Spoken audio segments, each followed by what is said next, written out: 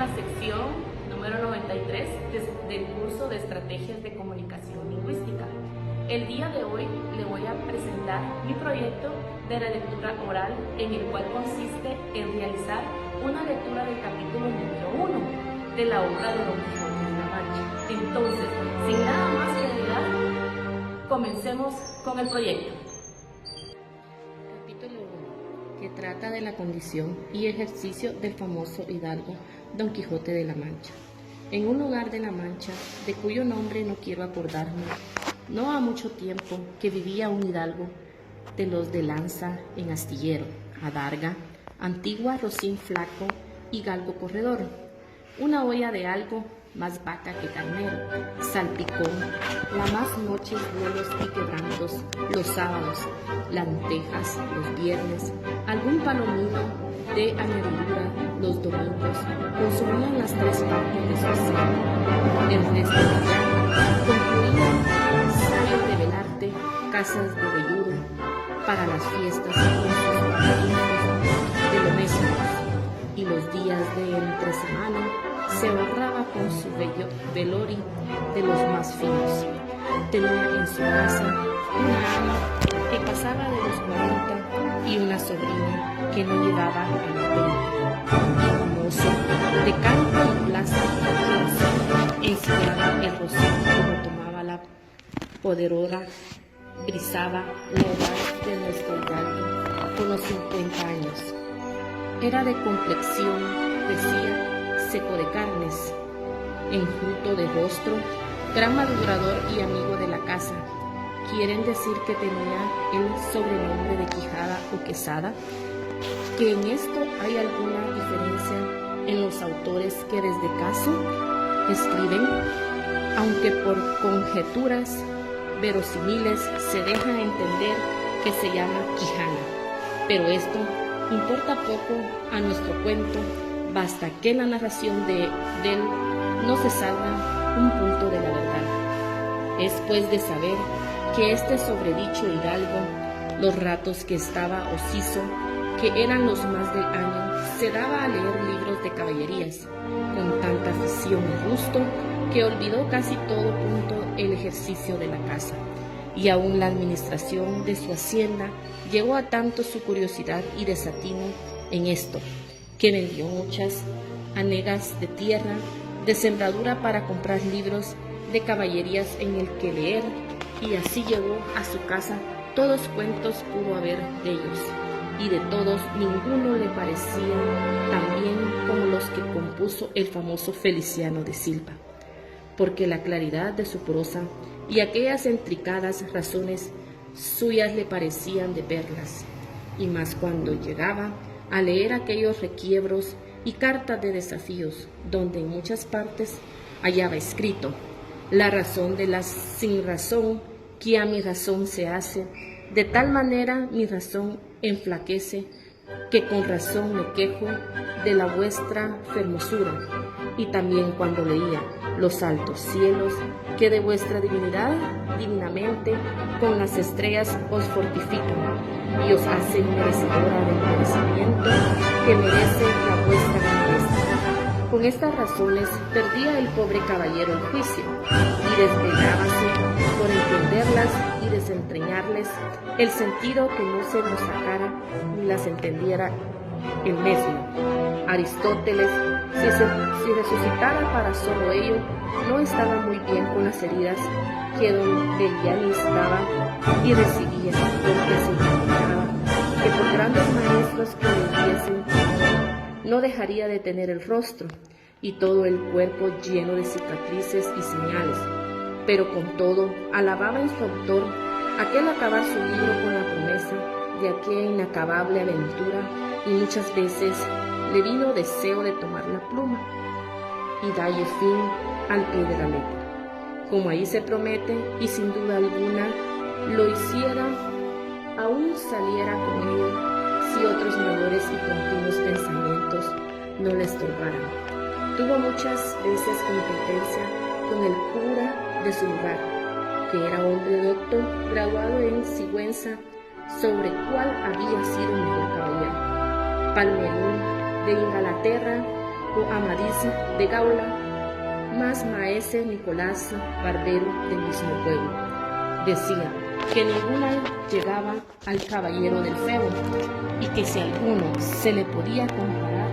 era don Galaor, hermano de Amadís de Gaula, porque tenía muy acomodada condición para todo, que no era caballero melindroso, ni tan llorón como su hermano, y que en lo de la velantía no le iba en saga. En resolución, él se enfrascó tanto en su lectura que se le pasaban las noches leyendo del claro en claro y los días de turbio en turbio, y así del poco dormir y del mucho leer se le secó el cerebro, de manera que vino a perder el juicio, llenósele la fantasía de todo aquello que leía en los libros, así de encantamientos como de pedencias, batallas, desafíos, heridas, requiebros, amores, tormentas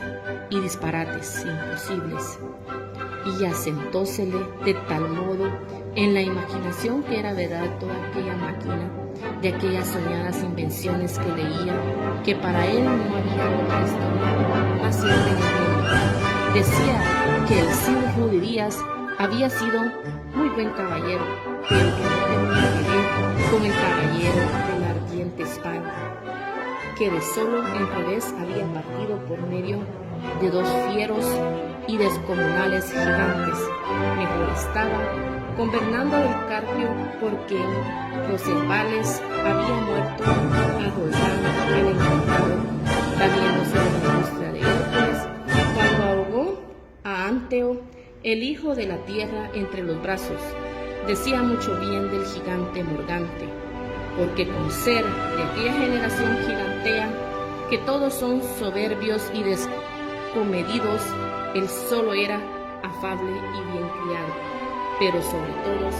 está bien con Reinaldos de Montalbán, y más cuando le veía salir de su castillo y robar cuantos topaba, y cuando en Allende robó aquel ídolo de Mahoma, que era todo de oro. Según dice su historia, diera el por dar una mano de coces al traidor de Galalón, al alma que tenía, y aún a su sobrina de añadidura. En efecto, rematado ya su juicio, vino a dar el más extraño pensamiento que jamás dio loco en el mundo, y fue que le pareció convenible y necesario, así para el aumento de su honra como para el servicio de su república, hacerse caballero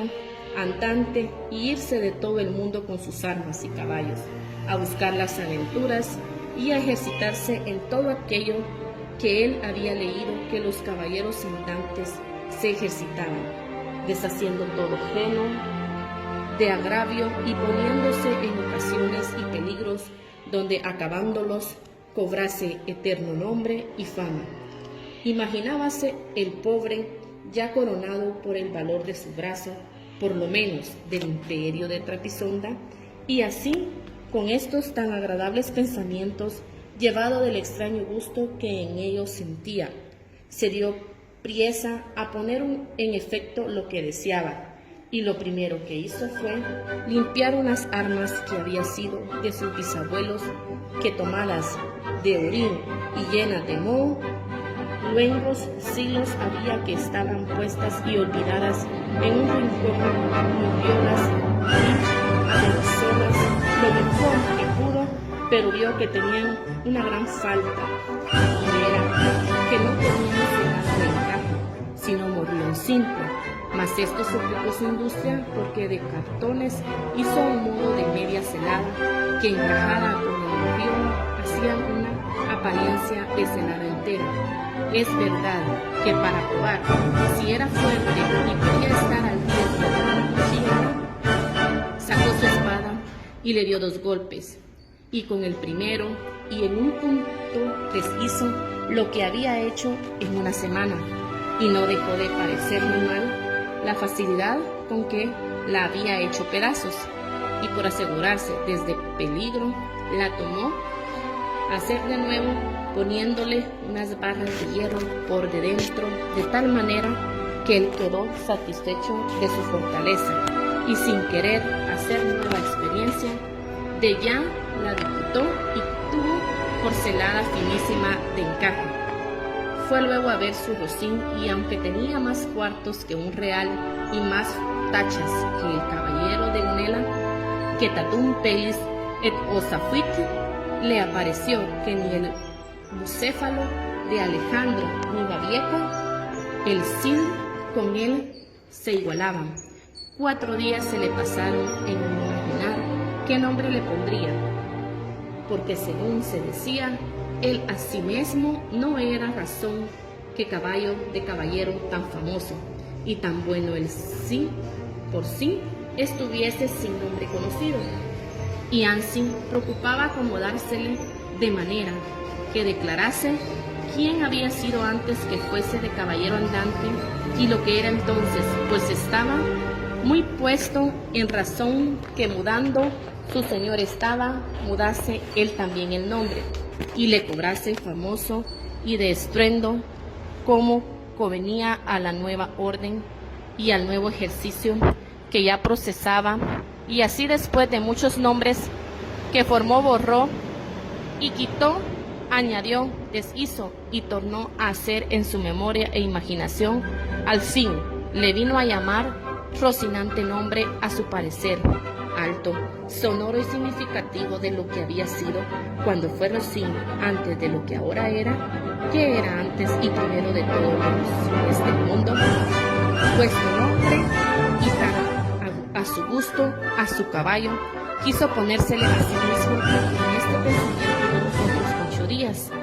Y al cabo se vino a llamar Don Quijote, de donde, como queda dicho,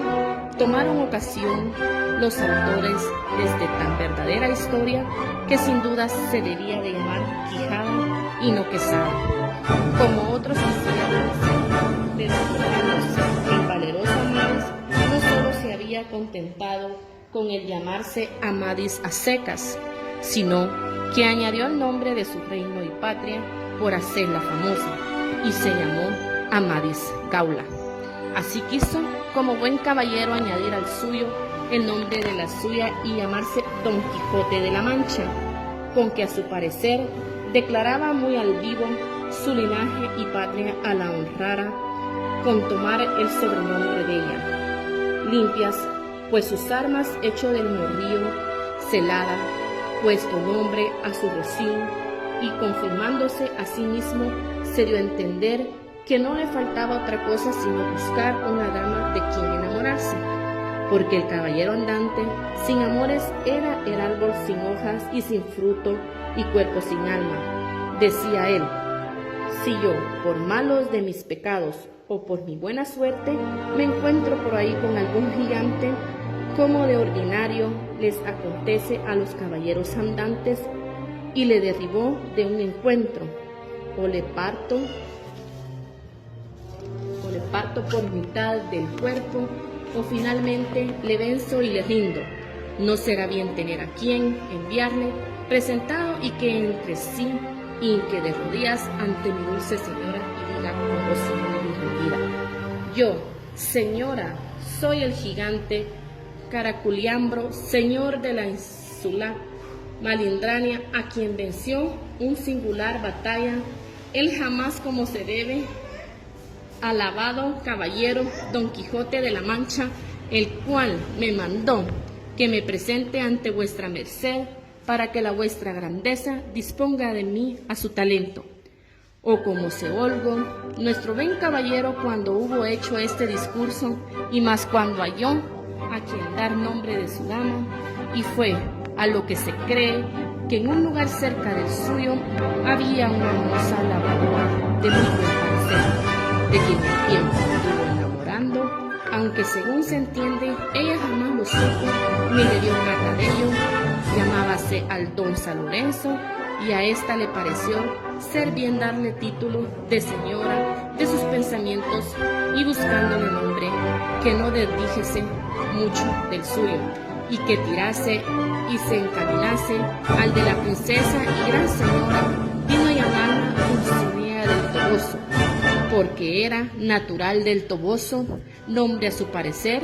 músico y peregrino y significativo como todos los demás que a él y a sus cosas había puesto. En el video también podemos observar 3 palabras en las cuales voy a hacer mención. Lo que es trapisonda, que es jaleo o riña en la que se grita y hay alboroto. También está lo que es quijana, es el origen de un apellido en castellano. También está lo que es galalón, que era una insignia que se pone en la boca manga de acá o en el brazo del uniforme de un militar. Como podremos observar, era la parte de aquí que usaban ciertos uniformes, entonces ellos le llamaban lo que era galalón. Esos son los 3 conceptos de las 3 palabras desconocidas. En el resumen del capítulo 1 nos habla de un hidalgo de La Mancha, de clase noble baja, de unos 50 años de edad, de comprensión recia, pero seca. Da a leer libros de caballeros hasta llegar a perder el juicio. Determina enloquecido por las fantasías leídas en esos libros, hacerse caballero andante y como tal ir a buscar aventuras. Este es un pequeño resumen de lo que fue el capítulo 1 de Don Quijote de la Mancha. Con esto pues doy por finalizado lo que es mi video oral